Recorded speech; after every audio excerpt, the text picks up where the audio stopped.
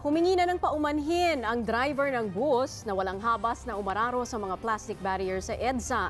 Hindi naman daw siya barumbado magmaneho. Sadyang may iniwasan lang daw siyang isa pang bus. Umaaksyon si Amber Gonzalez.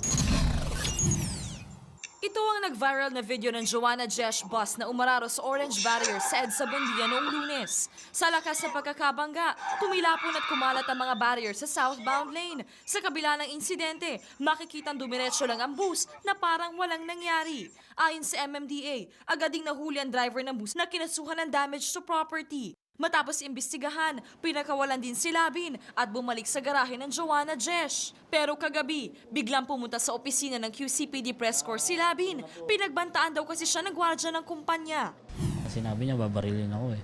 Iniisip niya lang po kasi baka mamaya tumakas ako, tumakbo ako, pumunta akong probinsya. Ipinaliwanag din ni Labin ang mga pangyayari sa likod ng video. May isang bus pa na alanganin yata siya mababangga. Ang ginawa niya, kinat niya po akong ganon. Tapos ako naman, kumamig lang akong konti, naano ko na yung plastic barrel po. Kung diniretso ko po yung matatamaan po yung, yung bus po sa likod niya, maaaring masasaktan po yung mga pasaheros po. Ngayong araw, ipinatawag ng LTFRB si Labin at ang operator ng Joanna Jesh para sa investigasyon. Posibleng maharap sa multa at kanselasyon ng prangkisang operator. Iminungkahi rin ang kanselasyon ng lisensya ng driver. Kitang-kita yung recklessness niya dyan. Tapos, damage to the property of the government. Paano na lang kung tao yun mga yon? Handa naman si Labin na humarap sa LTFRB at magpa-drug test. Humingi rin siya ng paumanhin sa perwisyong dinulot. Kung may nagalit man, pasensya na po kayo.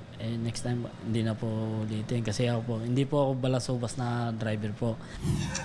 Umaaksyon. Amber Gonzalez, News 5. Sure to come back. Use 5 everywhere. Copyright 2016.